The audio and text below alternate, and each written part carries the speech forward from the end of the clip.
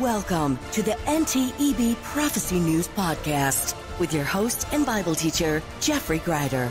Rightly divided, dispensationally correct, and standing on the authority of the King James Holy Bible. This program is brought to you by NowTheEndBegins.com. Good afternoon, happy Friday, and welcome everybody to this edition of the Prophecy News Podcast. My name is Jeff Grider. I am the editor-in-chief of NowTheEndBegins.com, and today we're going to be talking about the ongoing and intensifying war started by the Democrats and the radical left against America and American patriots. On this episode of the NTEB Prophecy News Podcast, we're looking at the new civil war that the Democrats and the radical left have declared on peace-loving patriots in America, and how that battle is only going to increase in the coming weeks. America is literally burning in nearly every democratically controlled major city, and the dead bodies are now starting to pile up. If you thought that the last 4 months of watching America's democratically controlled cities be set on fire, hundreds of millions of dollars in damage to minority, women, and black-owned businesses, women raped, over 13 people killed by Antifa, and Black Lives Matter domestic terrorists, well, if you thought that was something, you need to wait till September 17th. What's that? We're going to talk about that today. Glad you're here with us. Heavenly Father, we come before you and we ask for your blessing on today's podcast, Lord. We ask that if there be one listening today who doesn't know you as Savior, that something would be said and done here that would lead a lost person to you. And Lord, we just pray for all the saints around the world listening to this broadcast. Lord, revive us again in the midst of the years, as Habakkuk says, Lord, and give us a fresh, holy unction to get something done for you in these end times. And Lord, your prophets have declared that these days were coming, and now they are almost here. They are on the horizon, and there's a warning that goes with it. Habakkuk 1:5 says, "Behold ye among the heathen, and regard and wonder marvelously, for I will work a work in your days which you will not believe, though it be told you."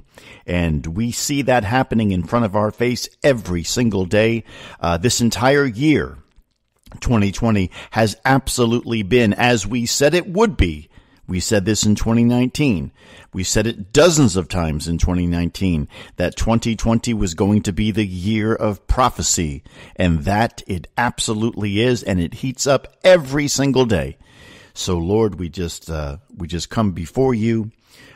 We need your encouragement. We need your peace. We need everything that you have for us today, and keep us safe and bless the work of our hands as we lift you up in Jesus' name. Amen.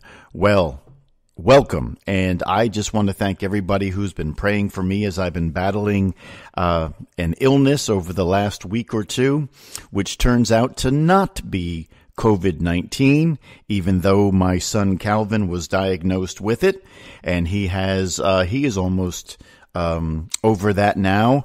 But for about a week, I thought that I had it. I had many of the symptoms, and I felt terrible, and it was hard to breathe, and it just felt really bad. And you guys prayed for me, and I got my test results late yesterday. I am COVID-free, so it must just be something like the flu or just a really nasty end-of-the-year cold. Pam is saying that they do have false negatives. That is absolutely true. But whatever it is, I feel the victory, and I just want to thank everybody for praying me through that. And that's the greatest power that we have. We have the power, if you're saved,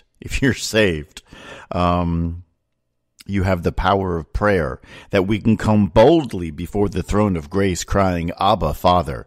But if you're not saved, God's not listening. God's not answering your prayers if you haven't been born again, according to the Bible. According to John 3:3, marvel not that I say unto thee, ye must be born again. And you must be born again. But when you are, when you put your trust and faith in Jesus Christ as your Savior, then God listens to your prayers. He answers your prayers just like any good father would do for his child, for his children. And the book of Galatians says that we are all the children of God by faith in Christ Jesus. So if you're not saved, you're not God's child. But the good news is you can be. And the verse that got me over the edge onto the other side, for God so loved the world that he gave his only begotten Son, that whosoever believeth in him should not perish, but have everlasting life. That was the only verse that I knew 29 years ago, coming up on 30 years ago in a couple of months. But 29 years ago, I bowed the knee and I asked Jesus Christ to save me. And you know what? He did. And do you know what I had to do to receive that salvation? Nothing. All I had to do was ask and say, Lord, how about me? Is there room for me in your kingdom? And he said, absolutely. Come on in. The water's fine. The rivers of living waters are just fine. And that was the greatest decision that I ever made. And I hope that if you're not saved, if you don't know true forgiveness and pardon of your sins, you can. All you have to do is say, Lord, be merciful to me, a sinner, and save me. Save me. And he will. And that's a Bible promise. Absolute Bible promise. So today, what are we talking about? Well, we're talking about a theme that we have been talking about for quite some time, and it is the Civil War that has returned to America. Now, this war that we're facing, if you don't live in a democratically controlled city, you may only be seeing about this war on the news. But if you live in Portland, Seattle, Chicago, New York, San Francisco, St. Louis, Detroit, Pennsylvania, Philadelphia, if you live in any major democratically controlled city in America, you have already seen the burning and the looting and the rapes and the rioting and the civil unrest and the broken windows and the hundreds of millions of dollars in damage to black, female, and minority-owned businesses. You've already seen the dead bodies piling up like cordwood, because that is what is happening in every single democratically controlled city in America right now. And it's only going to be getting worse. We don't say these things to scare you. We say these things because we want to warn you. And we did an article 2 days ago with this headline: Anarchist group Adbusters is calling for a 50-day siege on the White House, and it's called the White House Siege. And they want to take all the different domestic terror groups like Black Lives Matter and the Sunrise Movement and Antifa and all these different groups. They want to take all of them and they want to unite them. Now, where did they get that idea from? Well, they get that idea from the Bible. They get that idea from places like Luke chapter 21. And when you go to Luke 21, what do you see? You see this. In Luke 21, starting in verse 20. And when ye shall see Jerusalem compassed with armies, then you know that the desolation thereof is nigh. For these be the days of vengeance, that all things which are written may be fulfilled. And what is Luke talking about? He is talking about the global end times army of Antichrist. And Adolf Hitler, he was an excellent type of Antichrist. And what did he do? Well, when he started back in 1920, when he joined the National Socialist Workers' Party in Germany, which would soon become Nazi Germany with the Nazi Party, Adolf Hitler took separate groups of people that were just angry and broke, and there was a whole lot of civil unrest and all these different things. And Adolf Hitler united all the different groups. And then by the time that he came to power in 1933, what do we see? In 1933, when Adolf Hitler was made Chancellor of Germany, after 13 years of building his private power base and creating the Nazi Party and doing all these things and creating his stormtroopers and the brown shirts, many people are shocked when they find out that when Adolf Hitler was ruling Germany, his private army of thugs was larger than the entire combined military might of the nation of Germany. He had many more people. He had millions of people in a private army that he spent 13, watch the number 13, that is always the number of rebellion. Adolf Hitler spent 13 years building a private army by uniting all of these different anarchist groups together. And then, of course, that became his brown shirts and his stormtroopers. And Adolf Hitler is an amazing type of the biblical Antichrist. But guess what? Adolf Hitler, number 555, Adolf Hitler is the last type of Antichrist. The next one is not going to be a type. The next one is going to be the real thing. And I'm putting an image into the chat room. I want you to see it for yourself. There is Adolf Hitler's Nazi identification card randomly assigned to him when he was not a big wig in what would become the Nazi Party. And I want you to look at the registration number that they gave him, the ID number on Adolf Hitler's Nazi Party ID card was 555. He is the last type of Antichrist. The next one is going to be the real thing. So what are we seeing here in America? And we've been talking about this for quite a few months. We are seeing a radical spirit of Antichrist, and it has absolutely risen, and not just over America. We see it over Europe. In fact, it was probably over Europe first. And if you recall, for years that they've been struggling with murders and martyrdom killings by the Muslims. And you see that in France and you see that in London. And they've actually been struggling with that for a long time. But that spirit of Antichrist has finally made its way here. And that is exactly why there is so much unrest and civil disobedience, and why everybody is against everybody else. And there is such a spirit of hatred in America today. And of course, that spirit of Antichrist is using racism as a weaponized attack weapon. That doesn't make any sense, weaponized weapon. But the spirit of Antichrist has taken racism and weaponized it, and that leads to things like this. I want you to listen to some random samplings from YouTube over the past couple of days talking about how every white person in America is racist simply by virtue of being white. You don't have to say anything racist. You don't have to commit any racist acts. In fact, all you have to do is exist. Take a listen. People get defensive about it.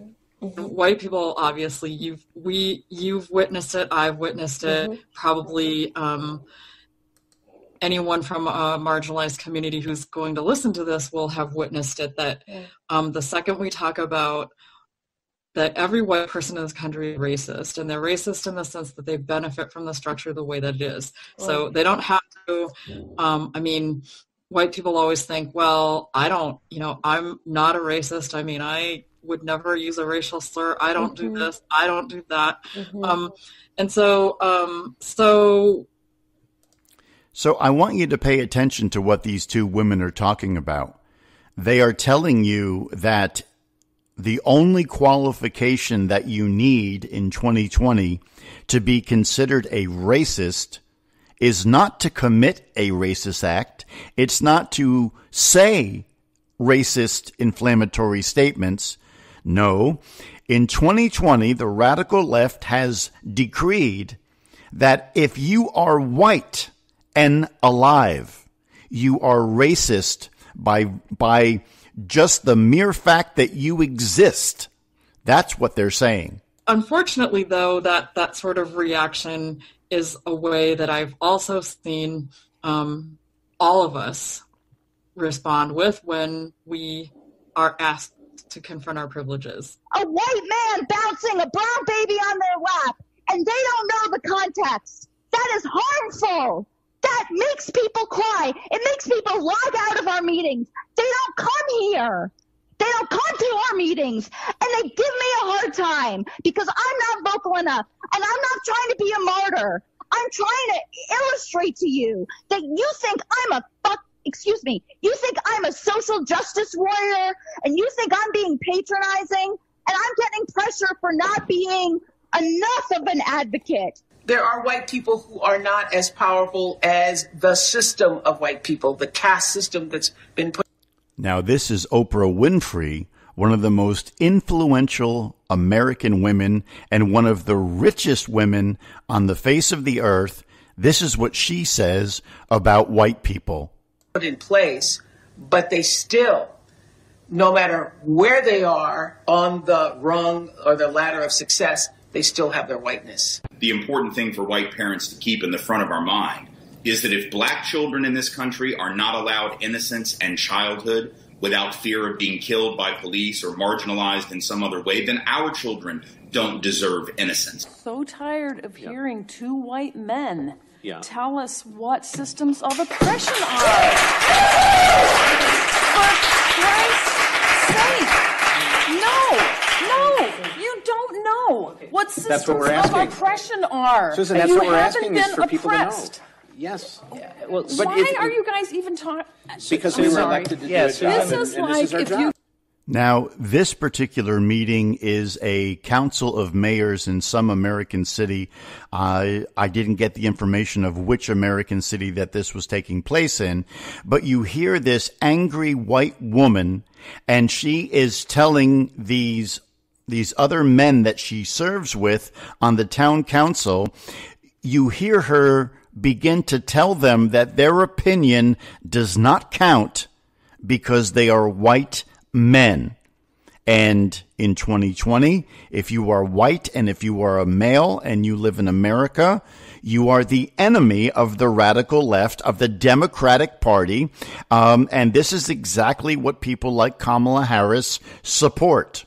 You guys wanted to tell us what it was like to have a menstrual cycle. You don't know what you're talking about. You have not spent a day with dark brown skin and tried to walk through this society from birth. You have been white from birth. Why are you arguing? What is a system of oppression? See, you have been white from birth. That is exactly the target of the radical left. And this is what they're seeking to do.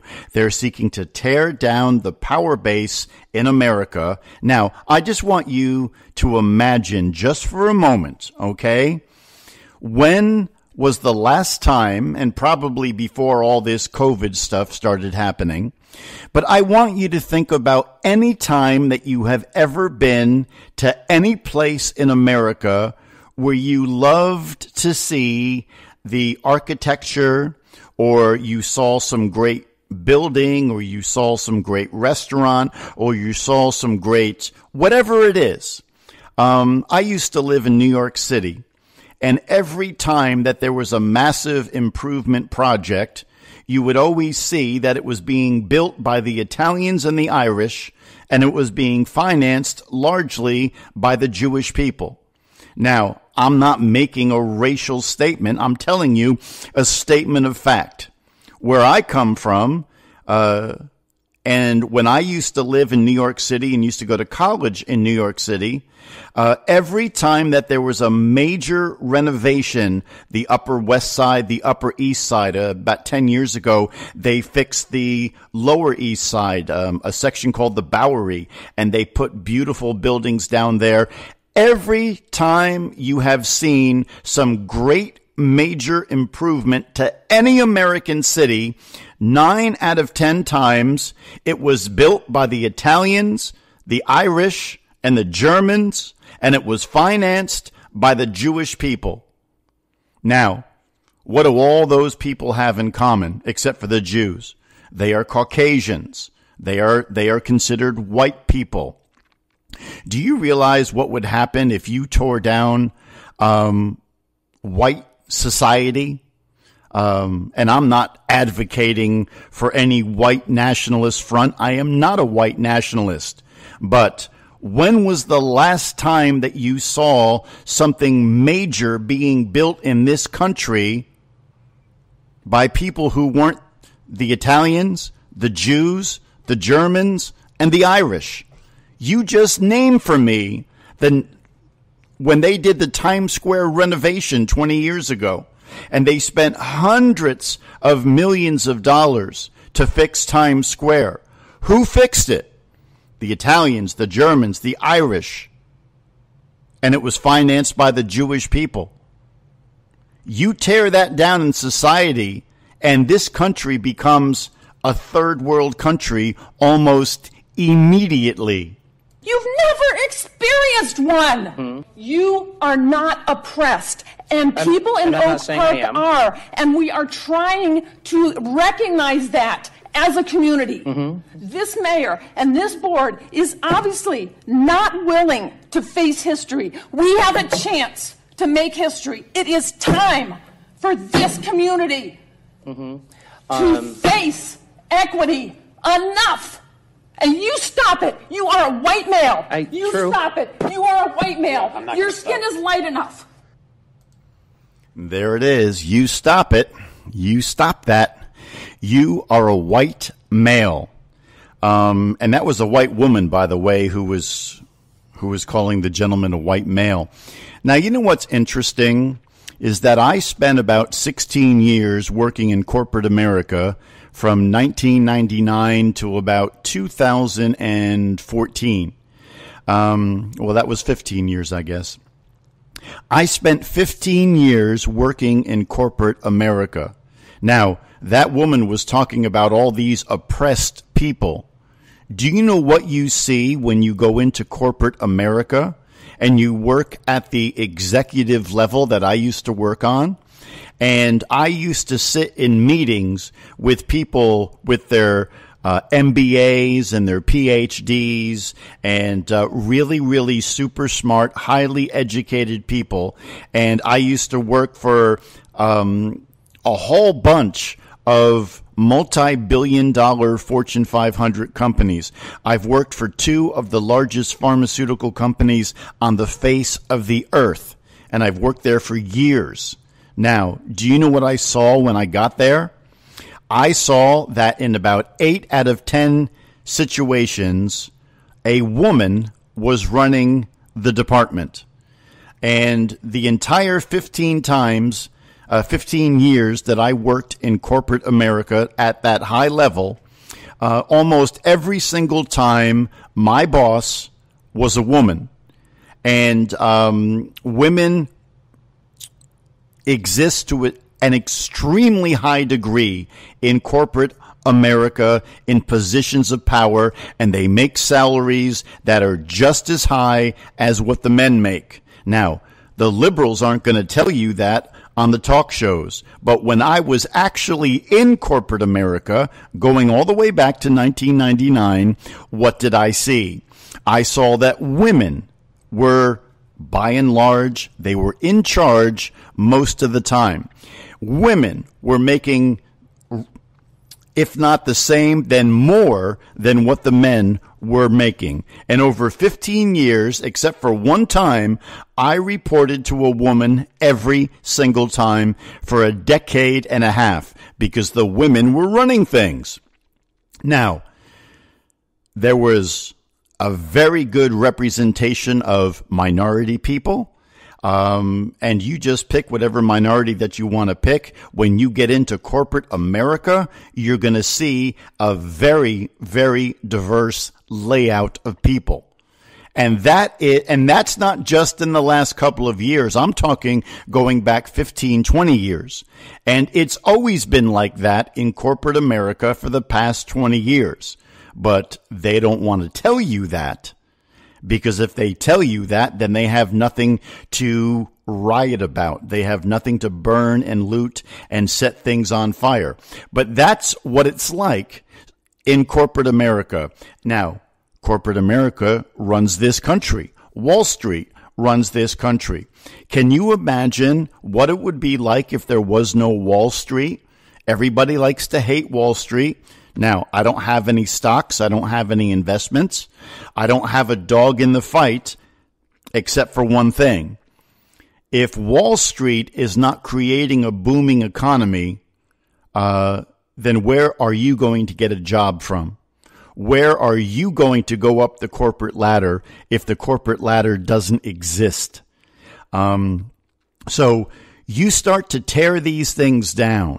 You start to tear down the capitalists, the evil capitalists. And do you know what you wind up with?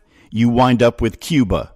That's what happened when Castro came in and decided it was time for the communist revolution. And he promised his people glorious escapades. And just like Antichrist, what did he bring them? He brought them ruin and poverty. Cuba right now in 2020 is a crap hole. It is a dangerous, disgusting crap hole. So is Venezuela. So is any country on the face of this earth that is run by communist and socialist means. But that is what the radical left wants to do. They want to bring in socialism, communism, Marxism. It really doesn't matter what you call it. Now, obviously, Marxism, socialism, and communism, they're all slightly different, but they all have similarities. And they are all oppressive systems that enrich the people at the top of the pyramid and take the 98% of everybody else and makes them work as their slaves, so that the people at the very, very top get richer. Now, what is at the heart of everything that's happening with all these riots? Does Black Lives Matter have anything to do with ending racial injustice? Not at all. Does Black Lives Matter have anything to do with stopping police brutality? Not one bit. They are there to bring in a socialist, Marxist form of government, and they aim to do it by physically tearing down the existing structure. That's what they aim to do. And every time that you see a story in Portland, Seattle, Chicago, Philadelphia, St. Louis, Detroit, wherever you see these riots going on, I watched a video just 2 days ago. Steven Crowder, he has a very good program on YouTube called Louder with Crowder. And Steven Crowder was walking through the streets of Austin, Texas with Alex Jones. And they were talking about how Austin, Texas used to be the music capital of Texas. And it used to be a really vibrant, like a hipster place to hang out. And there was all these great restaurants and all this great stuff to do. And they were talking about the amazing history of Austin, Texas. But the ironic part was, as they were talking about the glory days of Austin, They were walking through the streets of downtown Austin, Texas, and every store was boarded up, was burned out. Every ATM was destroyed with a pickaxe. The windows were smashed. Every single building was covered with plywood. Even the police station had graffiti, disgusting graffiti on the side of it. And Austin, Texas, right now, September 4th of 2020, it looks like the surface of the moon. It is deserted. It is burned out. And there's hardly any businesses even operating in Austin, Texas. And just a few years ago, it was a vibrant, multi-million-dollar economy. It was one of the hubs of the music industry. And now it's nothing. It's a place that people are fleeing from as fast as they can possibly get out.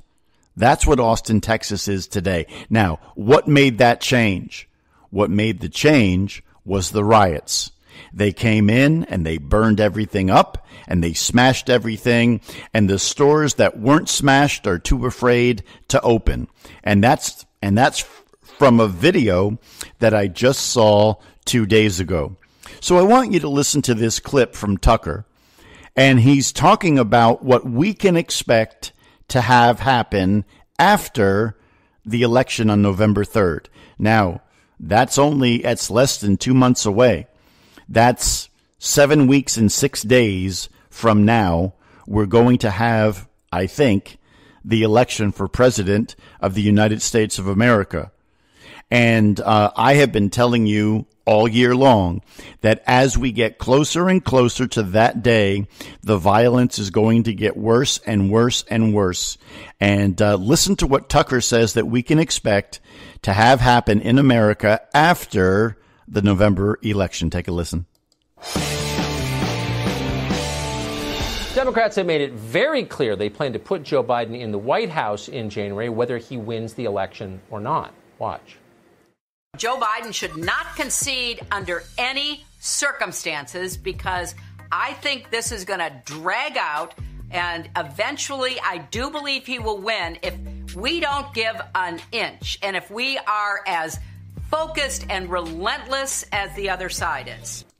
Now, I'm just going to stop Crooked Hillary right there. Have you been reading in the news over the last couple of weeks how the Democrats have started this narrative that if Trump loses, he's going to barricade himself in the White House and he's going to refuse to leave, right? Well, what did Hillary just say that Joe Biden should do if Joe Biden loses? She said, under no circumstance should you concede the election. And that's exactly what they've been accusing Trump of going to do should he lose. So the thing that I really want you to understand today is that the Democratic left, now both sides lie. If you're a politician, you're lying to some degree, because almost every politician has to exist by telling lies, either big lies or little lies. Politics is a disgusting, it's a necessary, but it's a real snake pit, okay? But the Democrats take it to a whole new level where, on one hand, they are saying, watch out, because if Trump loses, he's not going to concede. He's going to barricade himself in the White House. And they have been pushing that narrative for the last 3, 4, 5 weeks already. But, as you just heard Crooked Hillary say, the left is telling Joe Biden, if you lose, don't concede. And this is all part of the mind games that the Democratic left plays. And we're going to talk more about that in just a minute. Another angry rich lady. Boy, there are a lot of those around. Well, today, Jeff Bezos' personal newspaper, The Washington Post, reported that violence is likely if Joe Biden doesn't win. But, of course, not predicted if he does win, which tells you everything. And according to the Boston Globe, Biden's surrogate, John Podesta, has been planning for the possibility that Biden won't concede and that the military will get involved and make sure he's president. It's hard to believe anyone would say that out loud, but people are saying that out loud. So what is going to happen in November? Well, Vince Colonnese has gamed it out. He's a radio show host at WMAL in Washington and an editor at the Daily Caller. We're happy to have him on tonight. Vince, thanks so much for coming on. So what do you think, what are the scenarios? What's likely to happen when Election Day comes? As you know, politics is typically very hard to predict. This one is not hard to predict at all. This Election Day is setting up to be a dumpster fire, and an unquenchable one, actually. You know, a lot of people think back to the chaos of the 2000 election, pregnant chads, hanging chads, looking at ballots in Florida, thinking, boy, I hope that never happens again. I'm sorry, that is a maskless walk in the park compared to what we're about to experience. And what I mean by that is, this year, experts predict that upwards of 156 million Americans will cast a ballot in the presidential election. That's a huge number. And some 80 million of those will be cast by mail. This is unprecedented. We are overhauling our election system this year in a way that is really meaningful in one of the most fraught political environments that anyone has seen who's alive today. So in order to do that, does the mail system work? Well, there are a lot of question marks about that, especially because we've had so many primaries this year already. And look at what happened in Nevada, in Pennsylvania, in New York, where 84,000 ballots were just disappeared. That was 1 out of every 4 voters not counted for. They were rejected in New York. How could you have a system where a single battleground state is in question because of a lapse like that? That is going to be a disaster. My sense is that Democrats plan to win this election in the weeks after Election Day with lawyers. So if it's a contest between the parties on the question of who's got more lawyers, the Democrats obviously have a massive advantage. It's the party of lawyers. Do you get the feeling that's their program? Yes, they have an army of lawyers and an unquenchable desire to win. You heard it vocalized there by one of the most famous Democrats, Hillary Clinton, saying that under no circumstance should Joe Biden concede this election. John Podesta, as you mentioned, was her campaign chairman. The war game that they gamed out in June was essentially this, that come the election, he would refuse to concede playing Joe Biden, and that he would challenge the results of the Electoral College. He would manipulate the actual electors to the Electoral College. And in their war game scenario, 3 states, Washington, Oregon, California, all 3 of the states on the Western Seaboard threatened to secede from the Union. And these are not fringe people. This is the center of the Democrat Party, John Podesta. That is a big deal. And they say they want to wait for the military at that point to figure out who's president of the United States. That was, by the way, a scenario where Joe Biden loses the election. It's a gigantic deal. So I think there really is only one solution to all of this. And it's we've got to get the polls open. We have very little time, but it is of immense importance that people vote in person. If Americans can't have confidence in their election system, the whole thing falls apart. We have such low trust in our institutions today at all levels, government, media, everywhere. If you lose faith in your election, that's how you become third world. Open up the polls. Congress can use its compulsory capabilities, threaten funding, force these states to reopen, whatever you have to do. Enfranchise every American voter you possibly can. Because right now, the state's governors are shutting down polls across the country, and it is safe to vote. Doctors Fauci and Dr. Birx, they say it's safe to get in line and cast a vote. Unless you're in that very vulnerable population, then go ahead, cast that mail-in ballot. But we need a lot of confidence in this election result, and we need it quickly.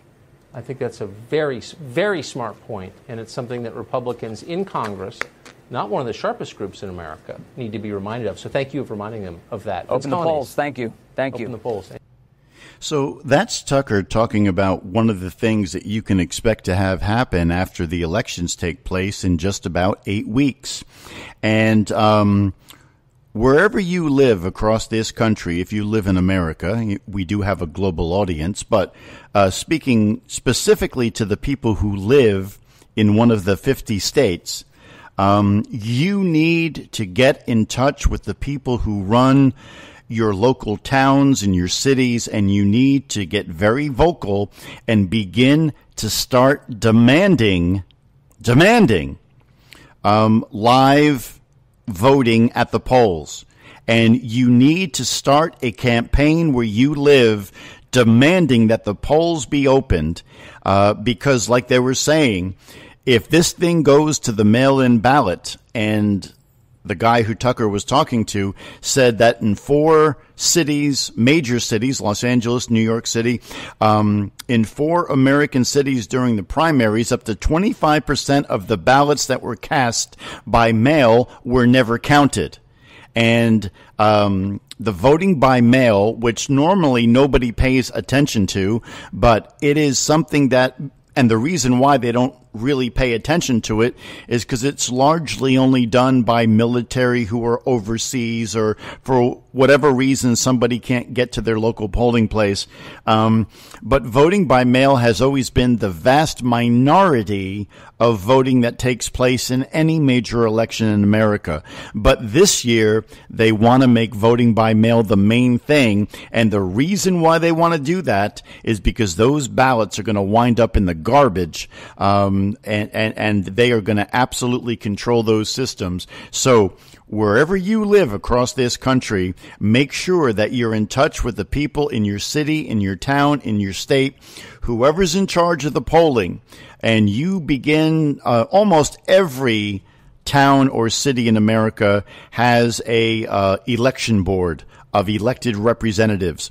And you need to get on the phone with these people, and you need to start demanding in-person polling elections for 2020. But you don't have much time.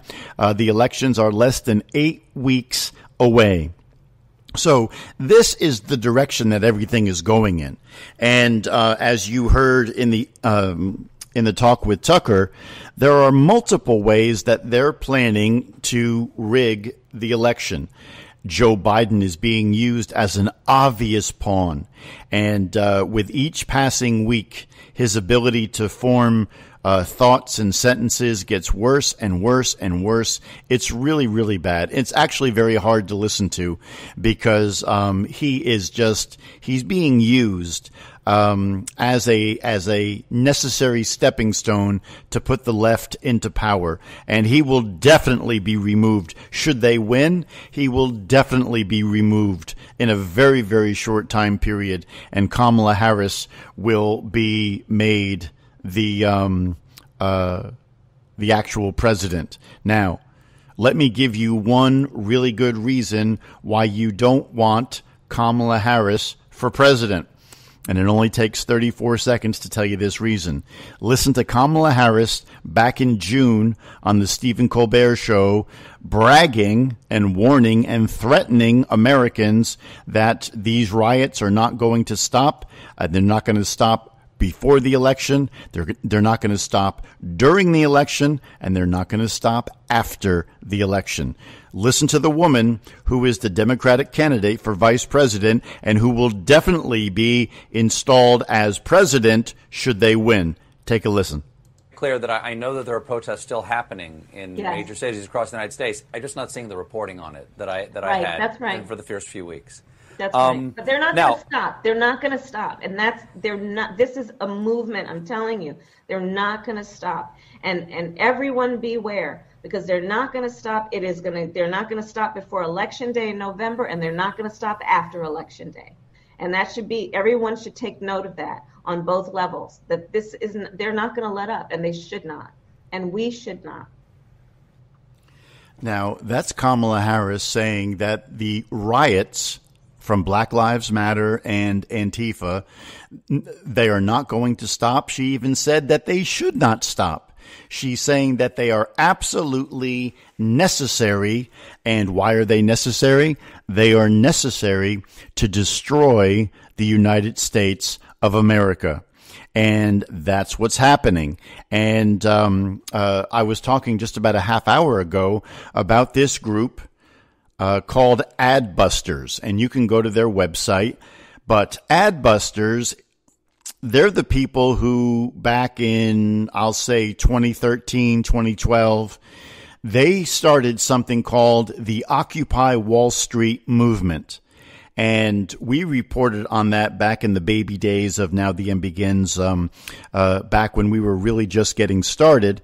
And Occupy Wall Street is very, very similar to what Antifa and Black Lives Matter is doing now, meaning that it's a socialist, Marxist, communist organization, and these are angry, lazy people, the majority of whom don't even hold jobs. And, you know, we talk about these terrorists who live in their mother's basements and wearing sandals and drinking Starbucks and you know, doing all this radical stuff. Well, that's these people. And you can trace the rise of the modern day anarchist movement in America, functionally speaking, back to Occupy Wall Street. And the people at Adbusters, they are the ones who created the Occupy Wall Street movement. But in the years since they did that, Antifa and Black Lives Matter has taken it to a whole new level. Now, Adbusters is calling for all these groups to be put together. This is from their website. They say, it's been 9 years since we set off the political earthquake of Occupy Wall Street, laying siege to New York City's Zuccotti Park and inspiring thousands of similar protests around the world. The Occupy anniversary arrives September 17th, 2020. And it may be the perfect day to trigger another global Big Bang movement, a massive collection of, as they say, the sweetest kind of disobedience. The why hardly needs recitation, because for these 9 years, the shadows have only grown longer. Inequality has soared. Not a single Wall Street CEO spent a night in jail for his role in the 2008 financial meltdown. Politicians and corporate criminals continue to savage the public trust with impunity. And all this while the howling void of a president, his sins too many to name, sits smugly atop a corona death toll that may surpass 200,000 Americans by Christmas. And they say this, it is time again for dramatic, decisive action, which is why on September 17th, in the original and enduring spirit of Occupy, we and tens of thousands of our fellow citizens will stream into Lafayette Square in Washington, D.C. We will lay siege to the White House and we will sustain it for exactly 50 days. And then they conclude with this. The White House siege will electrify the U.S. election season, but it doesn't stop there. Drawing wind from Me Too, Black Lives Matter, Extinction Rebellion, and protests against Trump's lethal bungling of coronavirus, we will inspire a global movement of systemic change, a global spring. Here it is, a cultural heave towards a true world order. And these are the people that started Occupy Wall Street.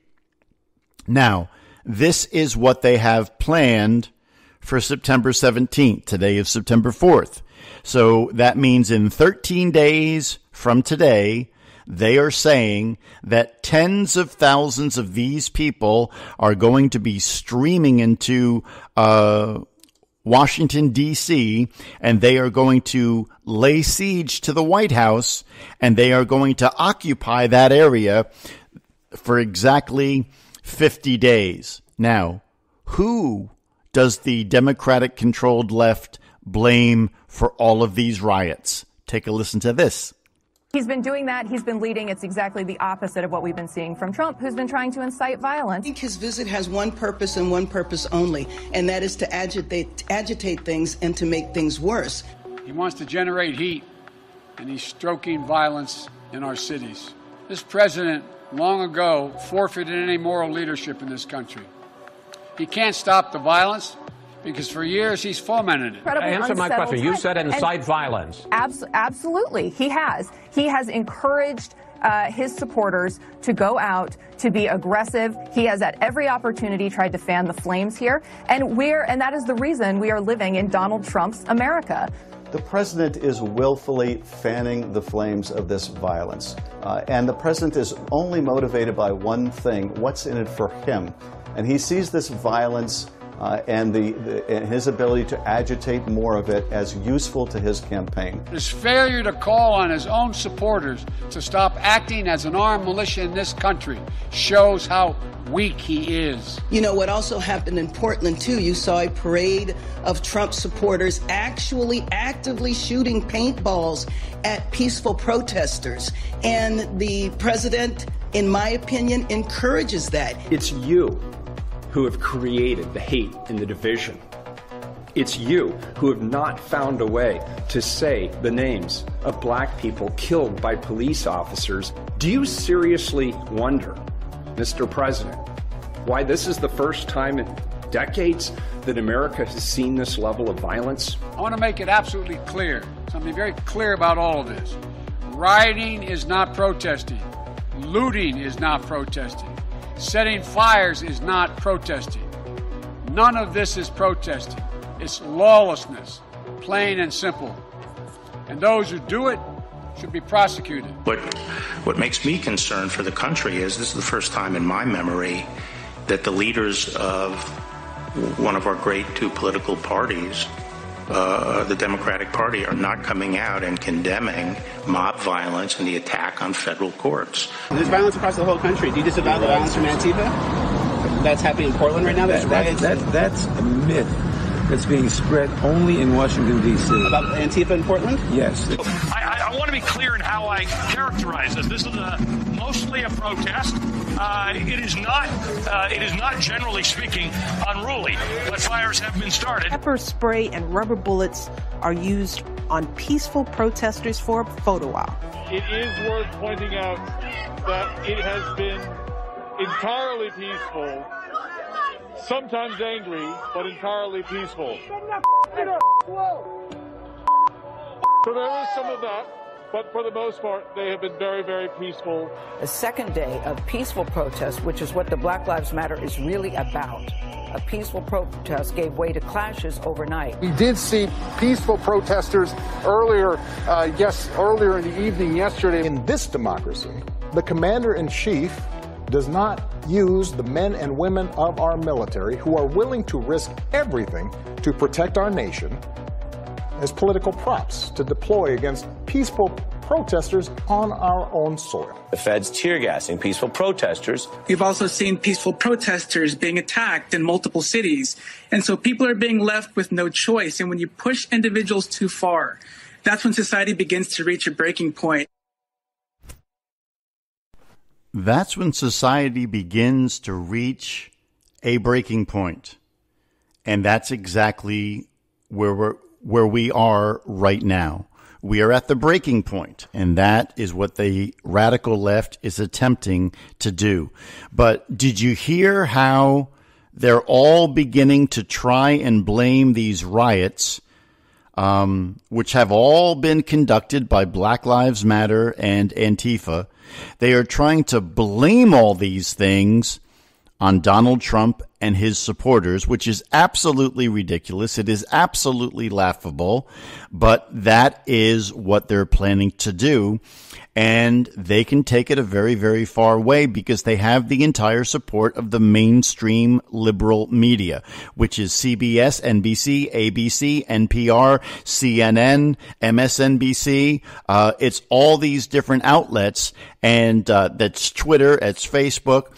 And the liberals have absolutely 98% control of every media outlet in this country. And this is the narrative that they are now driving home, that all they want is peace, and they want to stop these radical protests that have been started by Donald Trump. But the only thing is, they have not been started by Donald Trump. They have been started by the radical left. And this is exactly, again, getting back to our analogy of Adolf Hitler.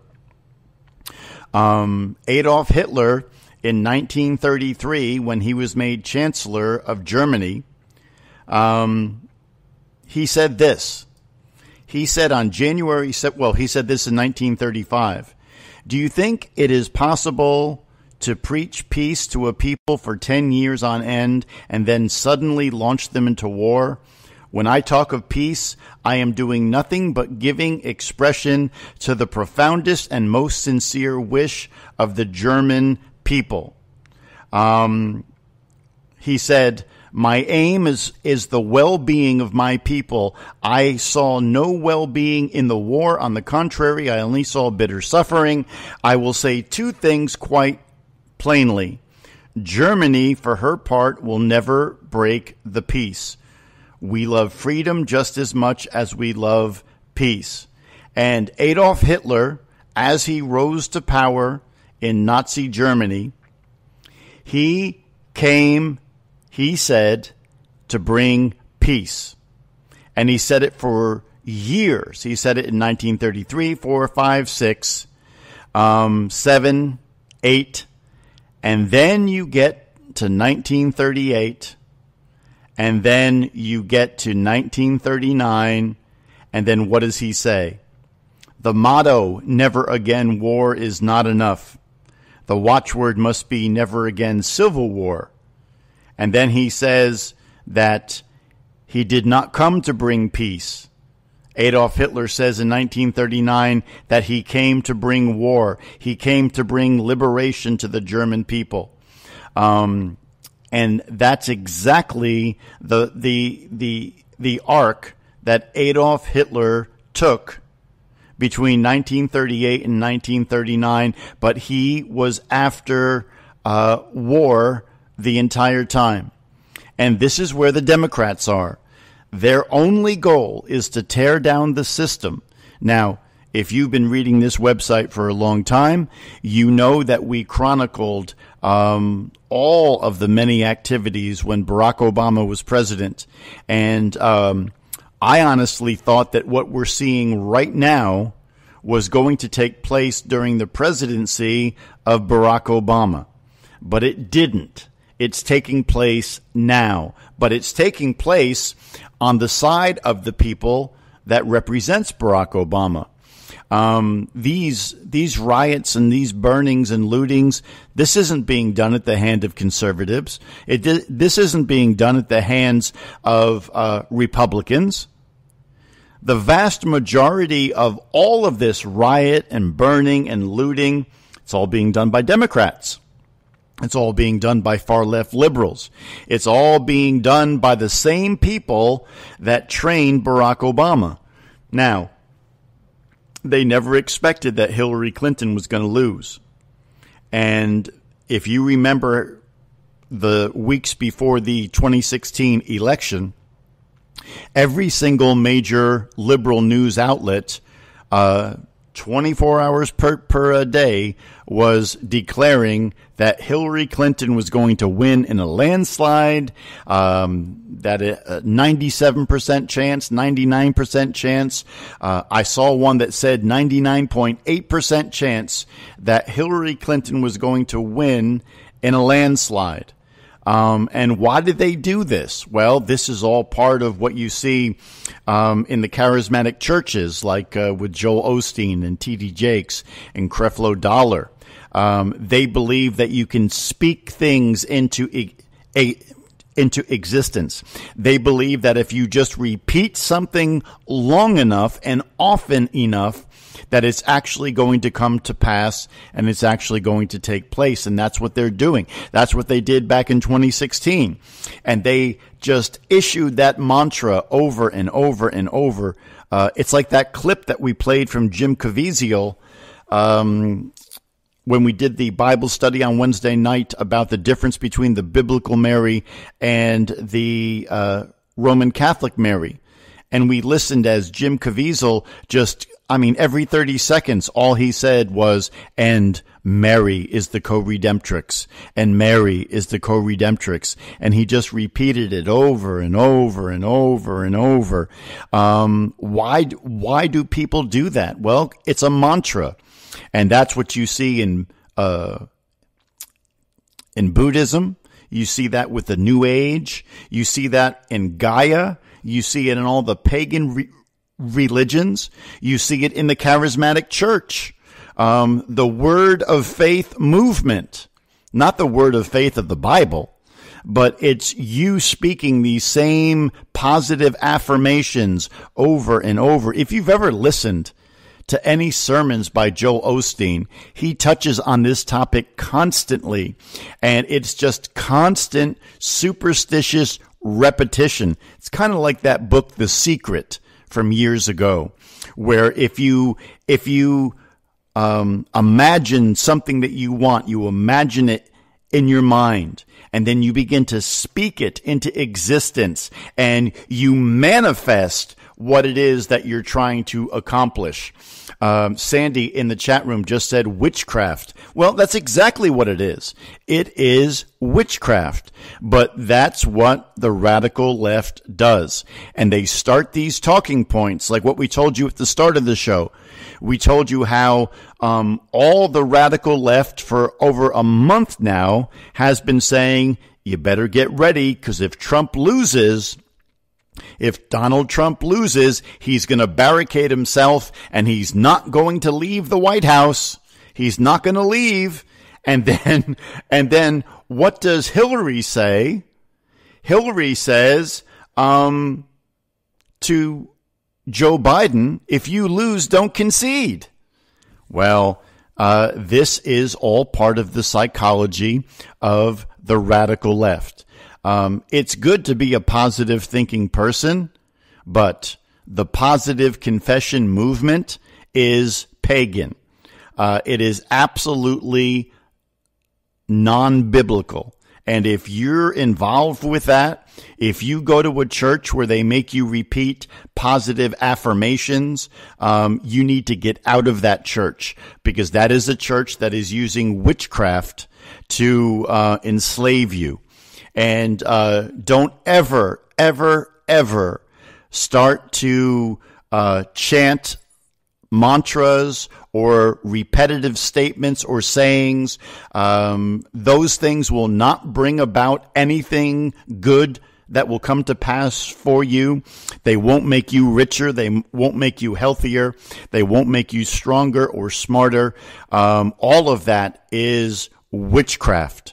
And you need to get out. And I see that in a lot of the charismatic churches. And I used to know people who went to Joel Osteen's church in Houston, Texas. And they would tell me all the time that they were trained that you have to focus on what you want. And you have to manifest that. And then you have to repeat the same slogans and mantras over and over and over. That's witchcraft. That is New Age paganism. And if your church teaches that, you need to get out, because that is the church that is leading you into the New Age, which is really, it's the old age. It's Babylon and ancient Egypt. Now, I want you to listen to this clip, and this is something that you also have to prepare for as well. Take a listen to this. We will never do any of these lockdowns again. And I hear people say they'll shut down the country. And honestly, I cringe, because we know places that have done that. The most draconian lockdown in the world has been Peru, military enforced since March. They have the highest per capita mortality in the world from COVID. And at best, what a lockdown will do is delay. Would you be prepared to shut this country down again? I would be prepared to do whatever it takes to save lives, because we cannot get the country moving until we control the virus. That is the fundamental flaw of this administration's thinking to begin with. In order to keep the country running and moving and the economy growing and people employed, you have to fix the virus. You have to deal with the virus. So if the scientists say, shut it down? I would shut it down. I would listen to the scientists. People are tired of the lockdown, and when you only see us saying we're going to follow science, people are starting to get afraid that Biden's going to keep us locked down. A policy of never-ending lockdowns month after month would ultimately do more harm than good. to public health, but the young and the healthy to safely return to work and to school. We have to open our schools. Open our schools. Stop this nonsense. Our only hope of rescuing this great country is to reopen the economy. If you print up billions of dollars and give it to people, they are unlikely to spend it until you end the quarantine. The good news, though, is that the scientific community finally has facts instead of conjecture. The models that used 3.4% mortality were fortunately very wrong. No more lockdowns. Viruses are a fact of life. We need to try to find treatments, but trampling on our basic rights and wrecking businesses, ruining livelihoods, and bankrupting our country is simply no longer an option. Even Fauci had to admit a vaccine may never come. The stress of the pandemic pushing some couples to divorce. New data shows that divorce rates in the U.S. spiked by 34% from March through June, hitting a peak about 3 weeks into lockdown. Newlyweds were hit the hardest. 20% of couples who separated were married for 5 months or less. According to data collected last month, 12% of American households in the richest country in the world are now routinely short on food. More than 20% of all renters in America are behind on payments. Keep in mind, these data were collected before federal unemployment benefits expired. People are abandoning their pets. Prescriptions are going unfilled. We could go on. What we've needed from the get-go is a national lockdown so that we have consistency of approach across state lines. It doesn't do any good if 100 million Americans are compelled to socially distance by law and the other 250 million are just being given suggestions. So that is one thing that is being waged right now. It is the return of the lockdowns. And the first lockdown was the greatest attempt in American history to destroy the American economy. And it came really, really, really close to just wiping out the whole thing. But miraculously, we're still here. But if Joe Biden becomes president, all bets are absolutely off. But if Donald Trump remains president, it is highly likely that all of these forces coming together will just riot and riot and riot, and they will not allow the election to complete itself. Now, here's a story from California from the other day. California legislature passes Bill SB 145, moving the state giant step closer to legalizing pedophilia for engaging with minors in oral and anal sex. In January 2019, the San Francisco Examiner reported on the introduction of the bill by State Senator Scott Wiener, who claimed the current law, which states oral and anal sex between an adult within 10 years of the age of a willing minor, requires the adult to be registered as a sex offender. And they say that this is blatant discrimination against young LGBT people engaged in consensual activity. Now, if you're 14 years old and you're engaging with an act with somebody who is 22, 23, 24, 25, that is a crime. And it should be a crime because it is a crime. And there is no way that a 14-year-old person in America can consent to have a sexual act with somebody who is dramatically older than they are. They are a minor, and minors are protected. And so you would think that a bill like this would have no chance of passing, even in California. But it did pass. And the passing of this bill, it does not create legalized pedophilia, but it is a giant step closer towards placing pedophilia under the umbrella of the LGBTQ. And I have told you for years that that day is coming. And this bill in California takes that a giant step closer. And I told you back in November of 2019 that the normalization of pedophilia by liberals is happening right now in California universities, already teaching that to their students.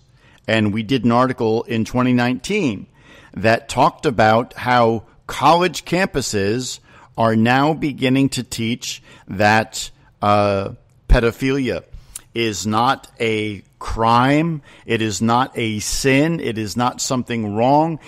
They are teaching that pedophilia is a legitimate expression of romantic feelings between two people. And that is happening. I've seen TED Talks where you have professors of universities and all these people. They are making a huge push towards legalizing pedophilia. And who are doing it? The Democrats are doing that. So I want you to imagine for a moment what life in America would be like with Kamala Harris, the same woman who said that the riots are not going to stop. Let's just hear it one more time. Clear that I know that there are protests still happening in major cities across the United States. I'm just not seeing the reporting on it that I had that's right. for the first few weeks. That's right. But they're not going to stop. They're not going to stop. And they're not. This is a movement. I'm telling you, they're not going to stop. And everyone beware, because they're not going to stop. They're not going to stop before Election Day in November, and they're not going to stop after Election Day. And that should be, everyone should take note of that on both levels, that they're not going to let up, and they should not. And we should not. So that woman, Kamala Harris, she is a radical Democrat, and she wants power so badly that she is willing to be the vice president to the man that she has publicly called a racist. And that's how bad that she is willing to gain power, is that she is willing to partner with somebody that she has said multiple times in debates that Joe Biden is a racist. And she is now his vice president, and she is a woman of color. Kamala Harris is not a black woman. She is not African American. Her mother is Indian from India, and her father is Jamaican from Jamaica. And in fact, Kamala Harris's father, he gave an interview a number of years ago where he had no problem stating that in his direct line of descendants, they were slave owners. So Kamala Harris comes from a family of relatively recent slave owners. Now, I thought that was taboo. I thought that the reason why they had to tear down the statues of Washington and Jefferson was because that was connected with people who were slave owners. That's why they were tearing down the statues and setting cities on fire and doing all these things, because anything connected with slave owners is a bad thing. Well, how is it possible that the same people who say anything connected with slave owners, no matter how long ago it happened, they have to be removed from society, that same group of people just nominated and confirmed a woman who is a direct descendant of relatively modern day slave owners? And when you begin to understand what the left is all about, and you see what horrific liars that they are. They play both sides of the fence constantly. They say one thing on this side, they say the exact opposite on the other side, and they defy you to call their bluff, because they know that you won't. Because by and large, conservatives are not aggressive the way that Democrats and liberals are aggressive. Now, let me ask you something. With all of this race riots and things being burned down and black people killing black people, when was the last time that you heard of a gathering of the KKK or the white nationalist storm front. These people have been very, very, very quiet lately. I wonder why that is. You would think that in this highly racially charged time that the KKK would absolutely love to be making an appearance, because why not? Stuff is already being burned anyway. How come the KKK is not making statements, holding public meetings? Why? Why is it that in every single American city, the race riots are being conducted by Black Lives Matter and Antifa? KKK is not involved. The only group that I hear of that is even remotely connected to that type of group, and they're not really connected to it, the Proud Boys. And that's a relatively tiny group of people who rise up to physically challenge Black Lives Matter and Antifa. But in terms of the KKK, which was started by Democrats back in the 1800s, they've been strangely silent. Is it because we really don't need the KKK to accomplish the liberal agenda now, do we?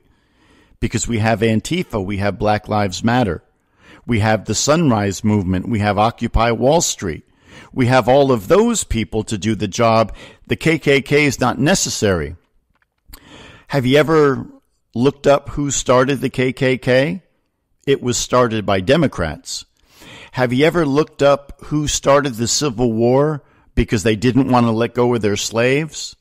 That was the Democrats. Have you ever looked up why the Republican Party was founded? It was founded to stop slavery. Have you ever wondered who stopped the Civil Rights Act of 1964? It was the Democrats. It was Al Gore Sr. And at every possible turn, the Democrats have been the ones responsible for slavery. The Democrats were the ones who created the KKK. The Democrats were the ones that were willing to physically kill fellow Americans so that slavery would not end. And now flash forward all the way to the Jetsons in the 21st century, and what do you see? Who is behind Black Lives Matter? The Democrats. Who is behind Antifa and the Sunrise Movement? It's the Democrats. And the Democrats have an unbroken 200-plus year history in this country of fomenting racial division and riots. I want you to think about the Civil War for a moment. And for most of us, that's a really long time ago, and it is. And we learned about it in history class. Maybe you've seen that great documentary by Ken Burns about the Civil War. I think that was back in the late 1980s or 1990s. And it was a very well done documentary on the Civil War. But have you ever looked at the carnage and the dead bodies, the thousands and tens of thousands of dead bodies on dozens of different battlefields?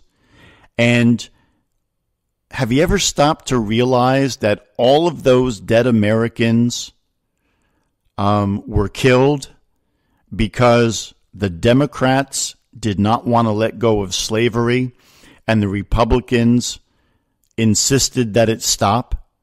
And the Democrats wanted slavery so badly that they were willing to murder and kill and maim and destroy and butcher their fellow Americans.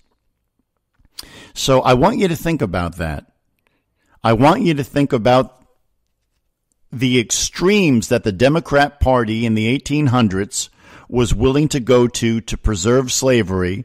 They had no problem murdering their fellow Americans. And I want you to superimpose that thought on top of what you see happening now. And with every program that we do between now and Election Day, I'm going to remind you I'm going to remind you that you need to make sure that you have systems in place to protect yourself. If you live in a major American city that is run by Democrats, you need to get out.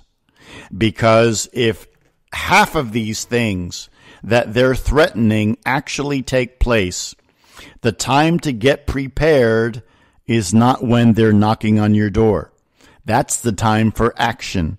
And I just want you to think about, if you live in a democratically controlled city or a democratically controlled area, you have to realize that the mayors of those towns and cities have no problem telling the police to stand down. And that's why in Seattle and in Portland and in Chicago and St. Louis and Minneapolis, all these different places, and you watch these videos and you see the Black Lives Matter and Antifa people knocking out people with bricks and setting stuff on fire and burning and looting, and the cops don't do much at all. It's not because the cops don't care. It's because the Democratic mayor has told them to stand down. So I want you to begin to think about what you might do should that come to your area. Now, maybe it won't come to your area, but I think it's better to be prepared. And if it doesn't happen, it doesn't happen. I'm not going to be like Alex Jones, who constantly issues these calls for things that never actually happened. What I'm talking about, for a lot of people, is happening right now. In Portland, the rioters actually went to the mayor's condo, and they surrounded the condo and began to shout and chant and threaten. And the mayor of Portland, who's a Democrat, was so disturbed by the threats that he left. He moved out of his own home. Now, if that's what a mayor, and remember, the mayor controls the police department. But that mayor in Portland was so terrified, even though he controls the police department, that mayor in Portland was so terrified that he vacated his own home because the Black Lives Matter and the Antifa people were surrounding his house. And he knew, he sees the videos.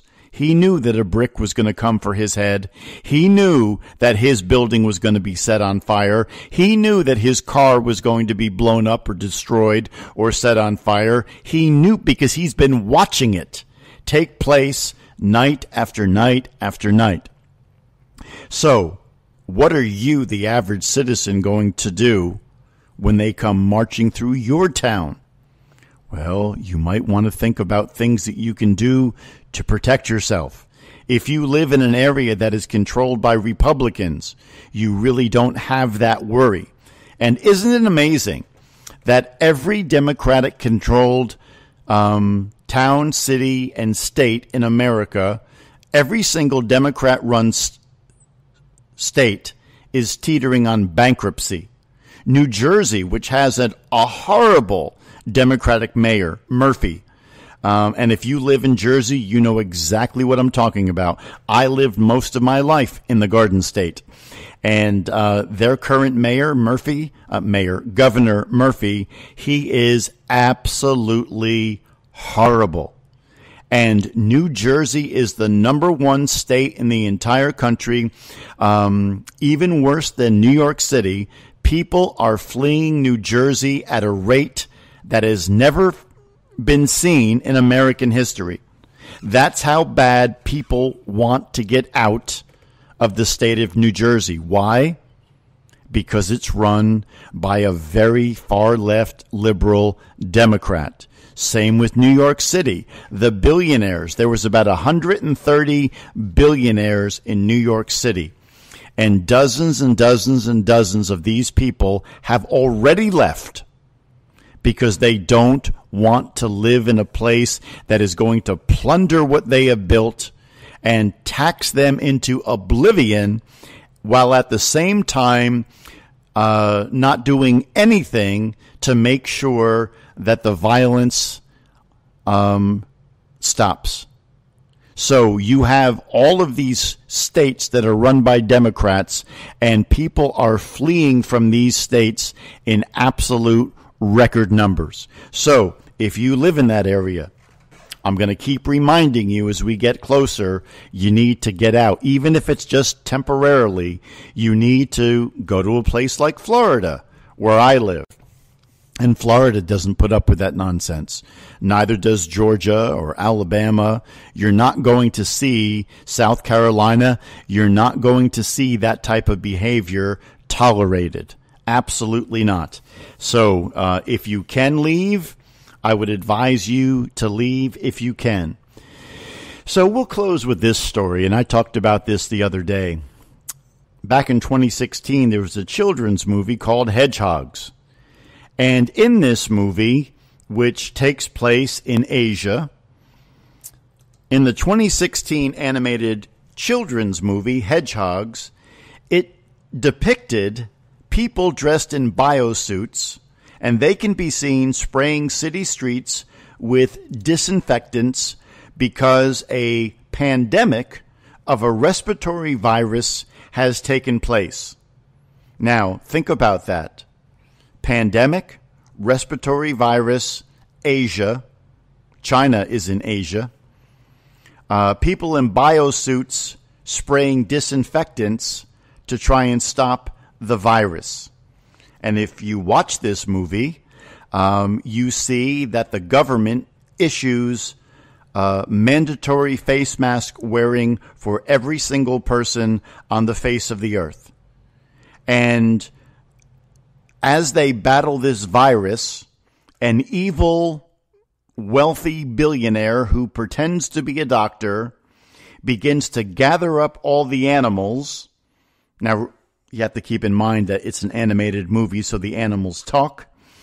And this evil billionaire who pretends to be a doctor gathers up all the animals, and he wants to take them to a shelter for their safety. And in reality, he is taking them to an extermination camp to get rid of them. And the only thing that allows the people to finally take their face masks off is when the world government rolls out a vaccine that everybody now takes. And then what do we see? We see the animals being chipped with a microchip implant. Now, all of that is packed into a children's movie called Hedgehogs. If you have time this weekend, if you can find it, I highly advise that you watch this movie. This is what we call predictive programming. Flash forward to a story that we did yesterday. The CDC tells the nation's governors to be ready to open, quote, vaccine distribution sites that will be, quote, fully operational by November 1st. Now, you could very cynically say that this is just a push by the Trump administration to get a vaccine out there before the election, and there might be some truth to that. But if you look at the larger picture, and if you look at the graphic that I just put into the chat room, you see Bill Gates smiling in front of a tent city. You see a COVID vaccine bottle and very sinister looking syringes. And at the top it says ID 2020, vaccine distribution site. Man, oh man, that's coming. It may not come November 1st or December or January 1st, but the ID 2020 vaccine distribution site and implantable microchip digital identification for your immunity passport. As sure as I'm sitting here, that is on its way. That probably won't, we probably won't see that until the beginning of 2021. But man, oh man, who knows what state this country is going to be in. And so, in closing, let me say that as we get closer to the election, you are highly likely going to see all-out war in every major American city, just like you've been seeing in Portland and Seattle. You are going to see that in every major American city. And if these people who are calling for the siege of the White House starting September 17th, if that actually happens, that's only in 13 days from today. But if that actually happens, all bets are off. You need to protect yourself. And I would highly advise that you begin to prayerfully think about what you're going to do if that happens. And you need to have I'm not talking about canning fruits and vegetables like a prepper. I'm talking about taking steps to defend the lives of you and your family, because you need to start thinking about that now. The election is going to be nasty, nasty, nasty. It's going to be all different kinds of bad on all different types of levels. And let me close with this thought. If Donald Trump does win, the radical left is not going to accept that. And for the first time in American history, we are going to see a riot to prevent the election of somebody who was lawfully elected. And all bets are going to be off. What's coming in 8 weeks is going to be the nastiest things you have ever seen take place in this country. And I see no other way around it. So with that, we're out of time. Thank you so much for tuning in today. I'm so glad that you choose to spend your Friday afternoons here with us at the Prophecy News Podcast. Have a great weekend. Stay safe out there. And Lord willing, we'll see you back here Sunday night at 9 p.m. Eastern Standard Time for another edition of the Rightly Dividing Bible Study. Have a great weekend, everybody.